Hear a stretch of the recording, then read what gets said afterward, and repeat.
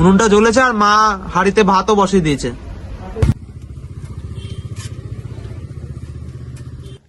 So hey guys, good morning and welcome to my new blog.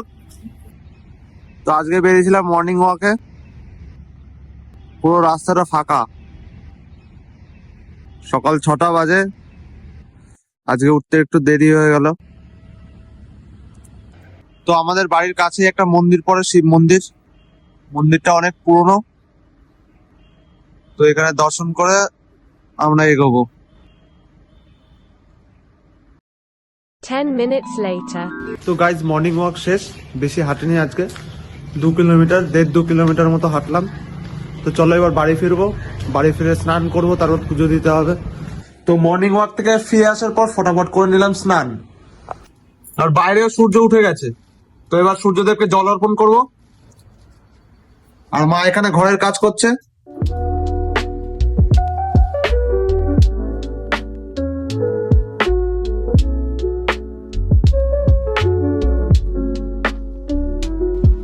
এই যে এই উনুনটা আগের দিন জ্বলেনি, কাঠগুলো ভিজা ছিল তাই জন্য জ্বলেনি। এবার কাঠগুলো রোদে দেবো, রোদে দিয়ে শুকিয়ে ছোট ছোট করে ভালো করে জ্বালাবো। তো দুধ আর রুটি নিয়ে চলে এসেছি উপরে। আজকের ব্রেকফাস্টটা ছাদে বসেই করব। ব্রেকফাস্টের পর রেশন দোকানে যাচ্ছি রেশন তুলতে।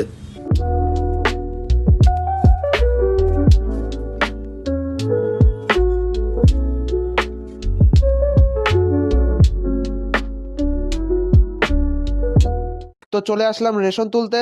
আজকে আমি নিয়েছি চাল আর ময়দা, আর গমটা দিয়ে দিয়েছি ভাঙানোর জন্য। তো সব নেওয়া হয়ে গেছে, এবার চলো বাড়ি ফেরা যাক। 2 hours later. তো কাজ করছিলাম আর হঠাৎ করে মা ডাকলো। তো এসে দেখলাম যে উনুনটা জ্বলে গেছে। উনুনটা জ্বলেছে আর মা হাঁড়িতে ভাতও বসিয়ে দিয়েছে। তো দেখা যাক শেষমেশ ঠিকঠাক ভাবে উনুনটা জ্বলতে থাকে কিনা। মেন কথা যে ভাতটা হয় কিনা। এখানটা একটু বসো, থাম্বনেলের জন্য ছবি নেব।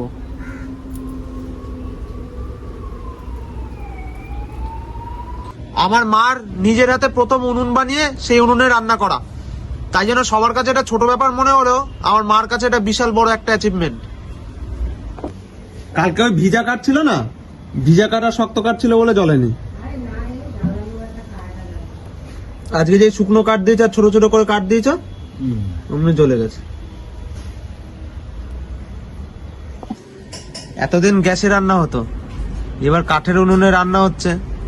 তো মনে হচ্ছে যেন পুরো বনভোজন করছি, যেন শুধু লোকজনের অভাব, বাকি ফিলিংসটা পুরো বনভোজনের মতোই। তো মা আজকে সব রকমের রান্না এখানে করবে। তো সবজি রান্না করবে, তার জন্য কড়াইয়ে তেল চাপিয়ে কড়াই গরম করতে বসিয়ে দিয়েছে। এই যুগে, এই সময়, এই পরিবেশে আজকালকার মেয়েরা এইরকম ভাবে রান্না করা অসম্ভব। কেমন লাগছে রান্নাটা? হ্যাঁ, আমার মেয়ে বলেই পেরেছে।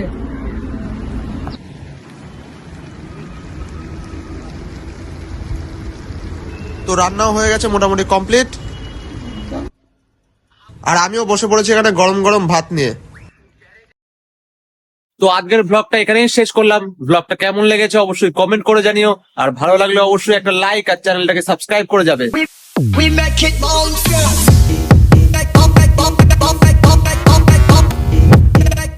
কিরে বুলু, এখনো ঘুম ভাঙেনি রে?